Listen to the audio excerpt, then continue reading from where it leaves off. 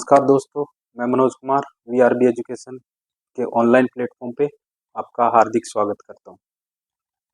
आज आपके सामने एक बहुत महत्वपूर्ण और इम्पोर्टेंट अनाउंसमेंट करने जा रहा हूं।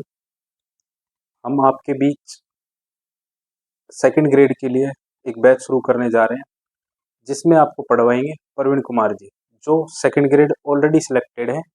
उनके गाइडेंस में आप सेकंड ग्रेड और फर्स्ट ग्रेड की तैयारी करेंगे। प्रवीण जी 2017-18 से ही कंटिन्यूसली फर्स्ट ग्रेड और सेकंड ग्रेड को पढ़ा रहे हैं। वो अभी भी ऑफलाइन पढ़ा रहे हैं, वो अब ऑनलाइन भी आपका मार्गदर्शन करेंगे और बहुत बढ़िया से तैयारी करवाएंगे और अपने अनुभव भी शेयर करेंगे कैसे वो सिलेक्ट हुए थे। तो मैं आपको मिलवाना चाहूँगा प्रवीण जी से, जो आपको सेकंड ग्रेड और first grade पढ़वाएंगे।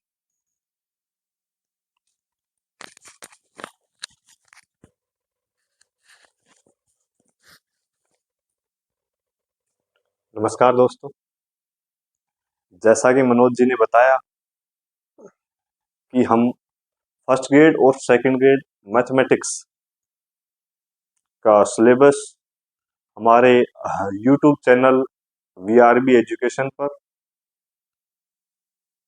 Free of cost कल से, आज हम थोड़ा सिलेबस के बारे में डिस्कशन करेंगे।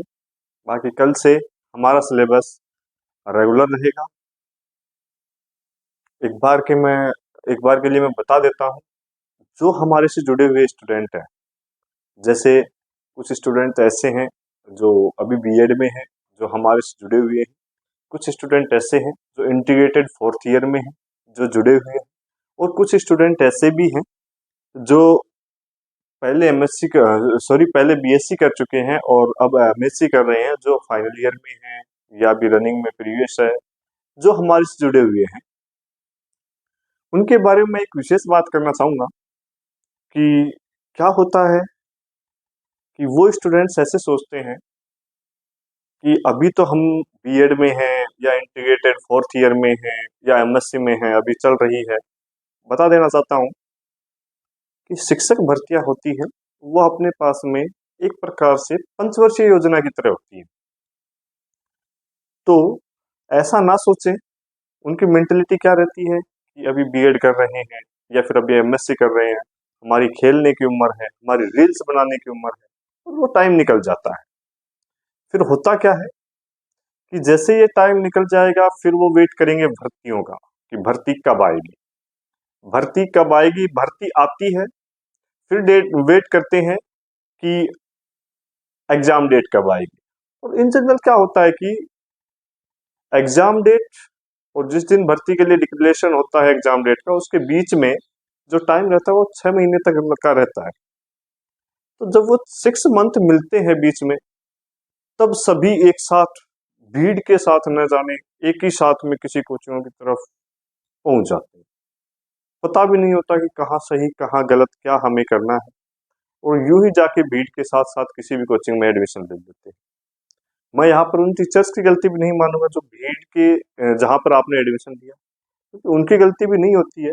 ऐसा नहीं है कि आप साल भर में 6 महीने में प्रॉपर तरीके से कोई टीचर सिलेबस करवा पाए। फिर क्या होता है, फिर ये होगा कि जैसे ही आप एडमिशन ले लोगे, टीचर ने सिलेबस पूरा करवा दिया, और आपका किस बात से एग्जाम में अप्रोच नहीं कर पाओगे। क्यों नहीं कर पाओगे? 6 महीने की आपने कोचिंग की नहीं, उससे थ्योरी पढ़ पाते हो, थ्योरी से क्वेश्चंस की अप्रोच नहीं कर पाते हो, तो फिर क्या निष्कर्ष निकल करके आता है? कुछ दिन बाद रिजल्ट आता है, तो हो सकता है कि कुछ एक का हो भी जाता है, फिर निराशा हाथ लगती है। तो खुद को सेटिस्फाई कैसे करते हैं पता है? ये रहता है माइंड में कि अभी तो हम फ्रेशर थे, अब ये हमारा नहीं हुआ तो कोई नहीं, अगले साल फिर। आप अगले साल को लेकर के मत चला करो, अगले अटेम्प्ट को लेकर चलोगे, क्योंकि अगले साल आपके कहने से तो वैकेंसी आ नहीं जाएगी। अगले अटेम्प्ट को लेकर चलोगे तो वही अगले अटेम्प्ट में फिर वही 3 से 4 साल लग जाएंगे, और इस प्रकार से 7-8 साल निकल जाती है। हो सकता है कि आप बहुत अच्छी मेहनत करो और अगले अटेम्प्ट में आपके पास में किसी कारणवश आप एक नंबर आधा नंबर कम रह जाए, तो बहुत निराशा हाथ लगती है। तो ऐसे स्टूडेंट्स विशेष रूप से ध्यान दें। हम आपको, अभी टाइम है वैकेंसीज को आने में, साल भर लग जाएगी कम से कम। तो ऐसे स्टूडेंट्स हम आपको फ्री ऑफ कॉस्ट हमारे यूट्यूब चैनल VRB एजुकेशन पर रेगुलर क्लासेस डालेंगे, जिसका आप लाभ उठा सकते हैं। कुछ स्टूडेंट या कुछ मेरे साथी ऐसे भी हैं जो इस बार रह गए थे। कुछ पेपर में क्या हुआ कि कुछ ग्रेजुएशन का पोर्शन ज्यादा डाल दिया गया, जिससे पता भी नहीं लगा कि क्वेश्चंस कहाँ से आएंगे और उनका लेवल थोड़ा डिफिकल्ट हो गया। तो इस बार जो रह गए उनके लिए मैं कहना चाहूंगा कि इस बार हम थ्योरी को तो पढ़े ही पढ़े, थ्योरी के साथ साथ हम क्वेश्चंस की बहुत ज्यादा प्रैक्टिस करें, क्योंकि जो हमारे पास क्वेश्चंस आते हैं वो 150 क्वेश्चंस होते हैं और 150 क्वेश्चंस में हमारे पास एक क्वेश्चन को 1 मिनट मिलती है। तो इतने टाइम में हम नहीं सोच पाते हैं कि हम उस 1 मिनट में क्वेश्चंस को पढ़ें, उसके सॉल्यूशन भी करें, उस थ्योरी को जिसने हमें पढ़ा है उससे हम क्या कर पाए, क्वेश्चंस की अप्रोच तक पहुंच पाए, तो हम थोड़ा सा पिछड़ जाते हैं। तो आप ध्यान रखें कि क्वेश्चंस की प्रैक्टिस ज्यादा से ज्यादा करें, जिससे क्या होगा, हमें बहुत ज्यादा फायदा होगा और जो हमारे मन में एक डर सा बैठ जाता है या हेजिटेशन होती है क्वेश्चंस को देख करके, वो भी आपके मन में नहीं रहेगा। तो हम आपके पास में यहाँ स्टार्ट करने जा रहे हैं। कुछ का कहना था कि सर ऐसा होना चाहिए कि कॉलेज पोर्शन और स्कूल पोर्शन आपके पास दो पैरेलल में चलने चाहिए। बिल्कुल हमने गौर फरमाया है इस बात को, क्योंकि लास्ट के 2 या 3 महीनों में जब अपने पास में कॉलेज का पोर्शन करवाया जाता है तो वो वैसे ही आधे से ज्यादा स्टूडेंट्स होपलेस हो जाते हैं, क्योंकि उसमें पकड़ नहीं कर पाते हैं। तो बिल्कुल 1-2 वीक के बाद हम ऐसा करने में हैं। यदि आप रेगुलर जुड़े रहोगे तो कॉलेज का पोर्शन हम 1-2 वीक में अल्टरनेट क्लास रखेंगे, 12th की, 10th 12th की और अपने पास में ग्रेजुएशन की, और उनके ज्यादा फोकस रहेगा हमारा क्वेश्चन सोल्व करने पर। इस बात को विशेष ध्यान दें, हमारा ज्यादा फोकस रहेगा क्वेश्चन सोल्व करने पर। तो अब हम देखते हैं कि हमारा थोड़ा सा सिलेबस किस प्रकार से रहता है।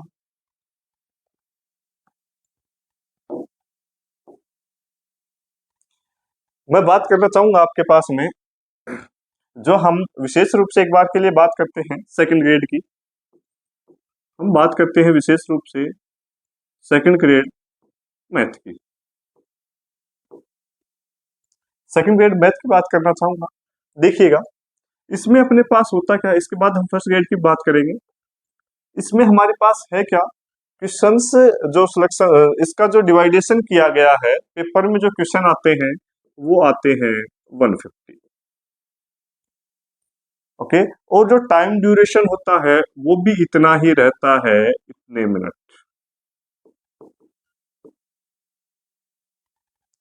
150 क्वेश्चंस हैं, 150 मिनट्स के लिए मिलते हैं। अभी तक क्या था, अपनी ये जो लास्ट वैकेंसी हुई है, इससे पहले जैसा हमारा फर्स्ट ग्रेड में क्लासिफिकेशन किया हुआ है, उसी आधार पे हमारा एक क्लासिफिकेशन दे रखा था सेकंड ग्रेड में, और वो क्लासिफिकेशन कुछ ऐसा होता था, अभी की बात नहीं कर रहा हूं मैं, लास्ट टाइम की बात कर रहा हूं। वो क्लासिफिकेशन कुछ ऐसा होता था कि हमारे पास जो 40 क्वेश्चंस थे, हमारे पास जो 40 क्वेश्चंस थे,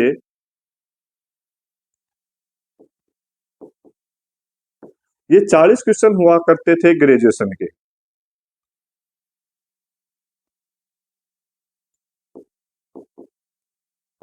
ये 40 क्वेश्चन हुआ करते थे ग्रेजुएशन के, और जो 90 क्वेश्चंस हैं वो 90 question secondary level and senior secondary level and senior secondary level के हुआ करते थे। और बच गए जो 20% हैं, वो 20% हुआ करते थे हमारे टीचिंग में।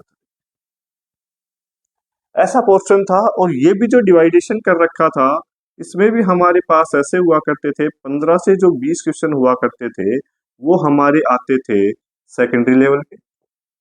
और जो क्वेश्चंस हैं, बच गए अपने कितने क्वेश्चंस भाई, 75 से और 80 के बीच में, सॉरी 70 से 75 के बीच में जो क्वेश्चंस हुआ करते थे, वो 70 से जो 75 क्वेश्चन थे वो थे किससे, सीनियर सेकेंडरी से। तो क्या होता था कि हमारा ये जो स्कूल वाला पोर्शन है, ये एक मेजर पोर्शन है, तो इसके ऊपर ज्यादा स्टूडेंट्स फोकस करते थे। और ज्यादातर इससे पहले वैकेंसी, कौन सी वैकेंसी, जो अपने पास 2022 की वैकेंसी आई है, उससे पहले इस चीज का हम यदि इसको क्लियर कर लेते थे और इसको क्लियर कर लेते थे तो हमारा काम हो जाता था। इस बार क्या हुआ, इस बार इन्होंने एग्जाम होने से 2-3 महीने सिलेबस चेंज कर दिया, 2-3 महीने पहले सिलेबस चेंज कर दिया। और उन्होंने सिलेबस में क्या किया कि पहले जो सिलेबस डाल रखा था उसको थोड़ा सा डिस्क्राइब कर दिया, पॉइंट वाइज टॉपिक डाल दिए गए। ओके, और उसमें हुआ क्या कि उन्होंने ऐसा बिल्कुल भी नहीं लिखा कि आपके ग्रेजुएशन के क्वेश्चंस कितने आएंगे, सीनियर सेकेंडरी और सेकेंडरी के कितने क्वेश्चंस आएंगे, टीचिंग मेथड के कितने क्वेश्चन आएंगे। बस इन्होंने ये कह दिया, उन्होंने जो सिलेबस में मेंशन करवाया, अभी हम देखेंगे सिलेबस को भी, उन्होंने केवल इतना कह दिया कि हमारे पास ग्रेजुएशन लेवल से भी कुछ क्वेश्चंस उठ के आएंगे, कुछ क्वेश्चंस हमारे यहाँ से भी आएंगे, कुछ क्वेश्चंस हमारे टीचिंग मेथड के भी आएंगे। लेकिन जो पेपर हुआ उस पेपर में इस बार हुआ क्या, जो 2022 की बात कर रहा हूं मैं, सेकंड ग्रेड 2022 की बात कर रहा हूं, तो इस सेकंड ग्रेड 2022 में हमारे पास बिल्कुल अपोजिट हो गया। जो ग्रेजुएशन में जितना वेटेज था वो वेटेज इन्होंने सीनियर सेकेंडरी सेकेंडरी का डाल दिया, और यहाँ का जो वेटेज था उन्होंने वो इधर कर दिया। तो क्या हुआ कि जो 40 क्वेश्चंस थे, 40 क्वेश्चंस की जगह इन्होंने 75 क्वेश्चंस हमारे किसके कर दिए, ग्रेजुएशन के। किसके कर दिए, ग्रेजुएशन के कर दिए। साथ में हमारे पास 43 क्वेश्चन, किसकी बात कर रहा हूं, 43 क्वेश्चन सीनियर सेकेंडरी लेवल के डाल दिए, 43 क्वेश्चन डाल दिए गए सीनियर सेकेंडरी लेवल के। और हमारे पास जो 12 क्वेश्चन है वो 12 क्वेश्चन डाल दिए गए सेकेंडरी लेवल। तो क्लासिफिकेशन 75 ग्रेजुएशन के, 73 सीनियर सेकेंडरी के, और 12 जो क्वेश्चन है वो किसके, सेकेंडरी लेवल के, और 20 क्वेश्चन डाल दिए गए टीचिंग मेथड। अब देखो है क्या, अब रिजल्ट ये निकल करके आया कि जो अपने पास में कॉलेज का पोर्शन था इसमें भी अपने पास में दो प्रकार की बुक्स होती हैं, एक अप्लाइड के लिए जाता है, एक अप्लाइड मैथ के लिए आ जाता है, और एक आ जाता है हमारे पास में प्योर मैथ के लिए। जो थ्योरेटिकल पोर्शन होता है उसे हम प्योर में लेते हैं, जो कैलकुलेशन वाला पोर्शन होता है उसे हम अप्लाइड में लेते हैं। तो इन्होंने क्या किया कि वेटेज तो लगभग दोनों का बराबर था, लेकिन जो प्योर मैथमेटिक्स के जो क्वेश्चन बनाए वो थोड़े से डिफिकल्ट बना दिए इन्होंने। और उससे क्या हुआ कि जो स्टूडेंट्स हैं वो इनको मेजर पोर्शन मान के चल रहे थे और क्वेश्चन ज्यादा हो गए इस वाले पोर्शन। तो हमारे पास क्या हुआ, एक प्रॉब्लम क्रिएट हो गई कि हमारा जो इससे ये जो चेंजेस किया गया इसका रिजल्ट क्या निकल करके आया, जो टोटल वैकेंसी थी वो थी हमारे पास 1613 वैकेंसी। टोटल वैकेंसी थी 1613, और आपको पता होगा जो मिनिमम क्राइटेरिया कर रखा है, और वो मिनिमम क्राइटेरिया कर रखा है हमारा जीके वाले पेपर में भी 40%, और अपने पास में सब्जेक्ट में भी 40%। और 150 का जो 40% होता है, 150 का जो 40% होता है, वो 40% हमारे पास जो क्वेश्चंस आ जाते हैं वो 60 क्वेश्चंस आ जाते हैं।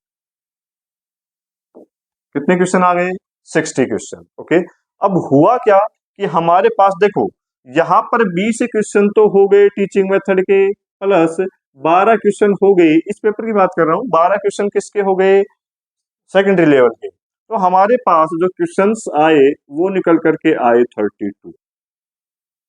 ओके, और 32 क्वेश्चंस तो इस 60 में से ऐसे हो गए थे जो टीचिंग मेथड के थे और सेकेंडरी लेवल के थे। लेकिन हमारे पास में हुआ क्या कि 1600 ये जो 13 वैकेंसियां हैं, जैसे ही इसका रिजल्ट निकल करके आया, और मैं किसकी बात कर रहा हूं, जब 2 गुना कैंडिडेट पास किए गए तो उनकी संख्या 903 तो थी अपने पास, 905 तो थी अपने पास में। 2 गुना जो कैंडिडेट आए वो 905 तो थी अपने पास नॉन टीएसपी में। और जैसे ही हमारे पास में टीएसपी की बात की गई तो 15 कैंडिडेट थे TSP। जबकि जो सीटें हैं वो सीटें हैं कितनी, 1613, और जो स्टूडेंट्स 2 गुना की लिस्ट में पास हुए वो 905 और कितने 15 पास हुए टीएसपी एरिया में, और 905 हुए नॉन टीएसपी में। जब अपने पास इसका एक रिजल्ट, 1 गुना रिजल्ट मतलब फाइनल जब रिजल्ट जारी किया गया तो हमारे पास कुछ भी चेंजेस नहीं हुआ, केवल 2 स्टूडेंट्स का रिजल्ट रोका गया था किसी कारणवश से। बाकी सिलेक्शन वो भी होंगे, उनका किस कारण से रोका गया है ये नहीं पता है अभी, तो बाकी जो अपने पास 903 स्टूडेंट तो सिलेक्ट हो गए किसमें, नॉन टीएसपी में, नॉन टीएसपी में, और अपने पास में जो 15 स्टूडेंट हैं वो सिलेक्ट हो गए किसमें, टीएसपी।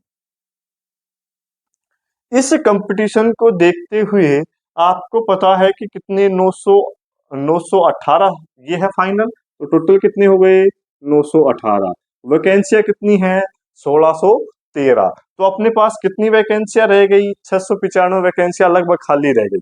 अब देखो, अब ये 695 वैकेंसियां खाली रहने का रीजन क्या रहा, रीजन इसका ये रहा कि जो हमारे पास कंपटीशन रहा वो कंपटीटर्स के बीच में नहीं रहा, एस्पिरेंट्स के बीच में नहीं रहा, वो कंपटीशन केवल और केवल रहा पेपर और स्टूडेंट के बीच में, पेपर और स्टूडेंट के बीच में। किसी ने किसी को बाहर नहीं किया, जिसके 40% मिनिमम मार्क्स आ गए सब्जेक्ट में उसका 100% सिलेक्शन हो गया। तो आपके पास हुआ क्या, अब क्वेश्चन कितने सही करने थे सब्जेक्ट में, आप सोच रहे होंगे कि 60 क्वेश्चन ही सही नहीं हुए, जिसमें से 32 क्वेश्चन हैं। ये 32 क्वेश्चन तो हमारे पास में टीचिंग मेथड और सेकेंडरी लेवल के थे, तो बच कितने गए, 28 क्वेश्चन बच गए। 28 क्वेश्चन हमें सही करने थे, किसमें से, जो मैथ है, मैथ के 118 में से हमें कितने क्वेश्चन सही करने थे, मात्र 28 करने थे, और टोटल कितने हो जाते हमारे पास, 60 हो जाते।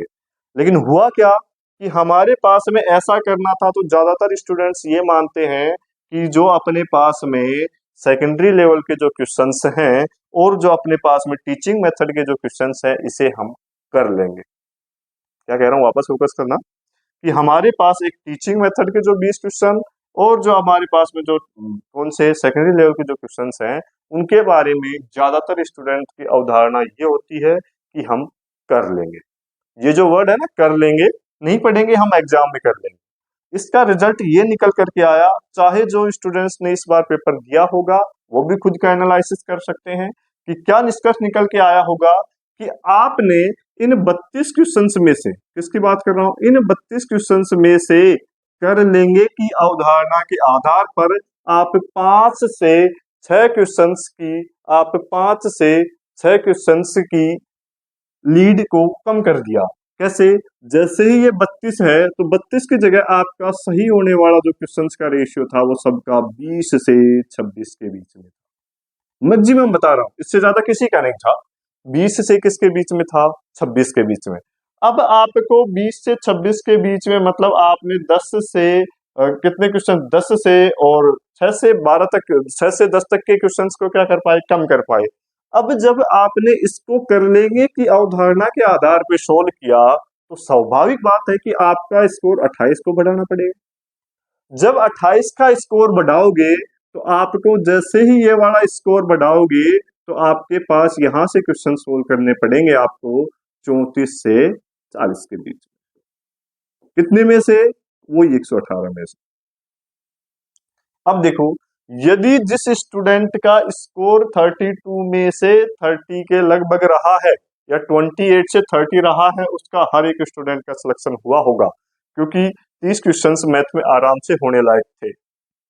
अब मैं बात करता हूं ये वाले 34, यदि इसने आपने कर ले की अवधारणा पे ले लिया तो आपके पास क्वेश्चन कितने सोल्व करने रह गए, 34 से 40 के बीच में। अब हुआ क्या, अब हुआ ये कि क्वेश्चन पेपर इतना टफ बना दिया गया, क्योंकि टफ तो था अलग बात है, लेकिन इतना बना दिया गया कि अपने पास में टफ इसलिए लगा क्योंकि अपने पास में पहले रेशियो ये रहता था, अब रेशियो ये कर दिया। तो जब इस रेशियो की जगह ये रेशियो डाल दिया गया तो पेपर को देखते ही होपलेस हो गए। सभी के साथ हुआ ऐसा, और यहाँ वाले थे और यहाँ वाला देखते ही सभी को होपलेस हो गया। फिर जो इजी क्वेश्चंस थे, फिर इस बार एक काम और किया कि इन्होंने क्या कर दिया, 2 क्वेश्चन ग्रेजुएशन के डाल दिए, फिर एक क्वेश्चन डाल दिया, सपोज करो ये 2 क्वेश्चन ग्रेजुएशन के डाल दिए, फिर एक क्वेश्चन डाल दिया 12th का। चाहे जब ये कितना ही इजी क्वेश्चन क्यों ना हो, जब इन दोनों क्वेश्चंस को हम पढ़ करके सोल्व नहीं कर पाए तो अगले वाले में भी हमारा माइंड काम नहीं कर पाया। तो क्या हुआ कि हमारे पास 12th वाले भी नहीं चूज कर पाए। अब एक एक क्वेश्चन को गिन गिन के करने की सोच रहे थे। अब क्या होता है कि जो इतना क्वेश्चन पेपर टफ आ जाता है तो जो इजी क्वेश्चंस होते हैं उनको हम जल्दी करने के लिए हमारी सिली मिस्टेक्स बहुत ज्यादा हो जाती है। और जो सिली मिस्टेक होती है उनसे हमारा सिलेक्शन चूक जाता है। फिर कह रहा हूँ, आप एक चीज का ध्यान रखें, एक तो इसको कर ले की अवधारणा प्रणाली की कर लेंगे, और एक दूसरी चीज ये है कि आप सिली मिस्टेक्स पर जिस दिन तैयारी करने लगो उसी दिन से आपको फोकस करना है। क्यों? क्योंकि जो सिलेक्शन नॉलेज सभी पढ़ते हैं, लेकिन सिलेक्शन का आधार सेकंड ग्रेड मैथ की बात करूं तो एक तो आपकी सिली मिस्टेक्स आप कितनी कर रहे हो, ये तो हर कंपटीशन एग्जाम में ही रहता है, ये जितनी कम रहेंगी उतना सिलेक्शन का चांस ज्यादा होगा। दूसरा, एक ये जो 32 क्वेश्चंस हैं इनको विशेषकर फोकस करो। 32 तो इस बार के पेपर में आए थे, जबकि जो रेशियो रहता है वो एवरेज हमारा 35 क्वेश्चंस का रहता है। यदि आप इस 35 क्वेश्चंस में से पेपर चाहे इजी आए या टफ आए सब्जेक्ट का, इसमें से यदि आप 30 से अबव क्वेश्चंस सोल्व करते हो करेक्टली, करेक्ट करके 30 से अबव क्वेश्चन सोल्व करते हो, तो आपका डिसाइड हो जाता है कि आप 80% तक सिलेक्शन लेने के लिए श्योर हो। बचा 20%। क्यों? जब आप ये नहीं कर पाओगे तो मैथ में 1 मिनट में एक क्वेश्चन को सोल्व करना चाहे कितना ही आसान क्यों ना हो, बहुत ज्यादा डिफिकल्ट हो जाता है। तो हमें ये जो टीचिंग मेथड और जो सेकेंडरी लेवल के दिए गए हैं इनको सोल्व करने पर विशेष ध्यान देना है, इस बात का ध्यान रखिए। अब मैं आगे बात करता हूं कि हमारे पास में हमारे पास में जो 30 क्वेश्चन हैं, सॉरी जो 32 क्वेश्चन इस बार आए हैं 2022 वाले सेकंड ग्रेड में, उनमें से क्या रेशियो था? 20+12। और ये जो रेशियो रहेगा ये इस बार था, लेकिन ये रेशियो हमेशा अपना रहता है 12 से 15 के बीच में। तो ध्यान रहे, ये जो क्वेश्चंस करा रहे हैं, कौन से क्वेश्चंस? ये क्वेश्चन ये हमारा यूट्यूब चैनल वीआरबी एजुकेशन पर मनोज जी सर ऑलरेडी पढ़ा रहे हैं। क्या कह रहा हूं? ये जो सेकेंडरी लेवल का जो पोर्शन है, कंपटीशन लेवल का जो आपका पोर्शन आप कहते हो इस पोर्शन को हमारे YouTube चैनल वीआरबी पर free of cost Manoj ji sir पढ़ा रहे हैं। अपना सिलेबस उठाइएगा, सिलेबस को हम डाल देंगे, उस सिलेबस के हिसाब से आपके जो जो टॉपिक काम के हैं उनकी आप क्लास देखो और प्रॉपर नोट्स बना करके आप सीख सकते हो। तो इसका आपका काम हो गया खत्म। ओके, बात करना चाहूंगा टीचिंग मेथड की। बहुत सारे स्टूडेंट्स ने पढ़ा भी होगा। टीचिंग मेथड के लिए हम एक बार सब्जेक्ट कर लेंगे और एक डे कोई भी 7 दिन या 8 दिन बाद, 1-2 वीक बाद हम फिक्स कर लेंगे कि टीचिंग मेथड भी हमारे पास कोई टीचर होंगे वो रेगुलर पढ़ाएंगे आपको। इन दोनों पोर्शंस को हल्के में नहीं लेना है। जो स्टूडेंट्स यहाँ पर सिली मिस्टेक्स करके आए हैं उनसे आप पूछना कि बहुत ज्यादा क्वेश्चंस उनके यहाँ से गलत हुए हैं और उनके सिलेक्शन नहीं होने का रीजन यही रहा। ओके, 55 क्वेश्चन सोल्व करने वालों की संख्या बहुत ज्यादा है, लेकिन अपने पास में 60 क्वेश्चन सोल्व करने वाले स्टूडेंटों की संख्या 920 ही है।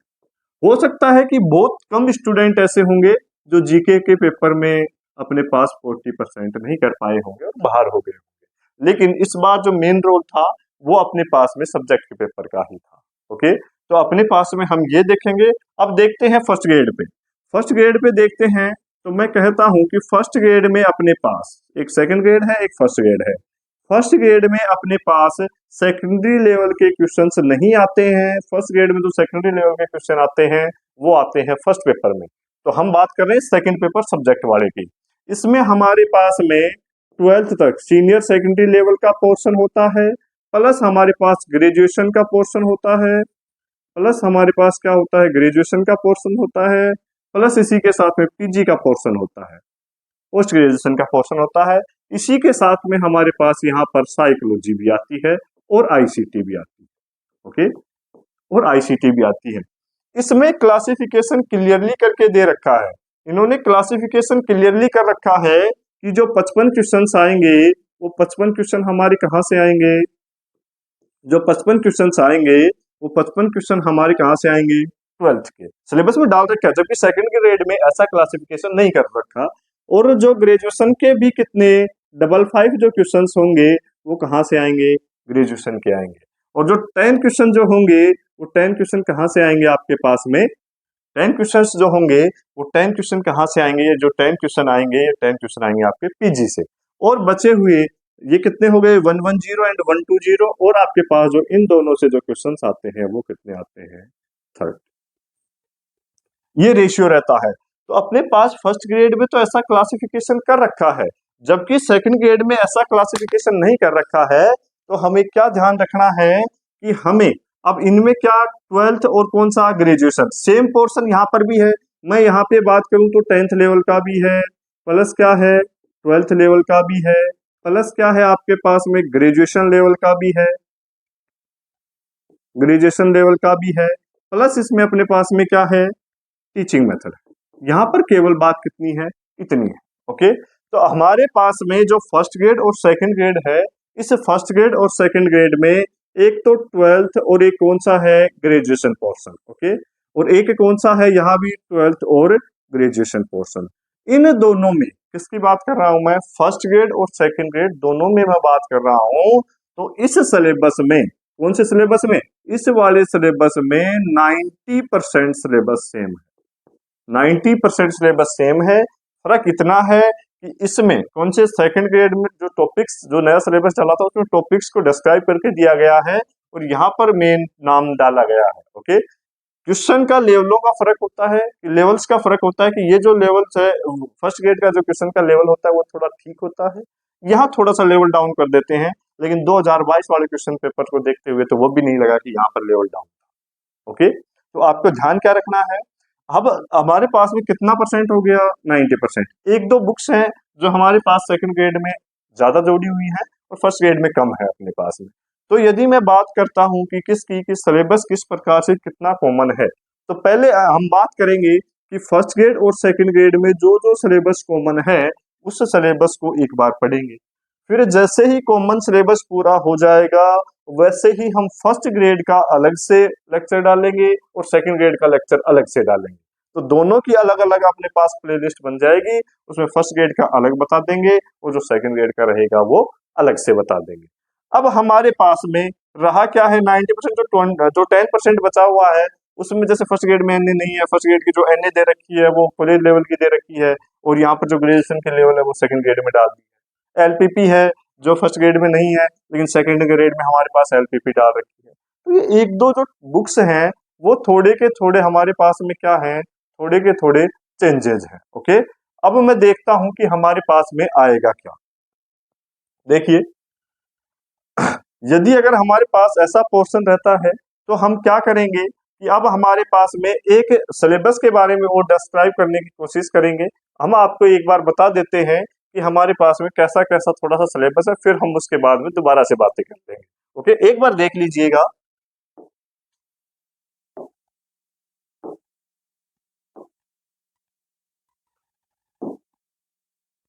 हमने ऐसी एक पीडीएफ बना रखी है जिसमें कंपैरिजन करवा रहे हैं कि ये हमारा क्या है, स्कूल लेक्चरर का फर्स्ट ग्रेड का है, इसका है हमारा स्कूल लेक्चरर का फर्स्ट ग्रेड का है। ओके, स्कूल एजुकेशन का है और ये है सेकेंडरी एजुकेशन का है। हम अगले वीडियो में इनके बारे में एक एक चीज जानेंगे। ओके, और जो हमारा जो सिलेबस रहेगा उसका पोर्शन कुछ इस प्रकार से रहेगा कि इजी टू टफ की और सिलेबस को बढ़ाएंगे। तो हम सबसे पहले इनमें कल अगले वीडियो में हम जब भी अपलोड करेंगे उसमें ये देखेंगे कि कौन कौन से 10th 12th के टॉपिक्स हमारे सिमिलर हैं और कौन कौन से क्वेश्चंस अलग हैं।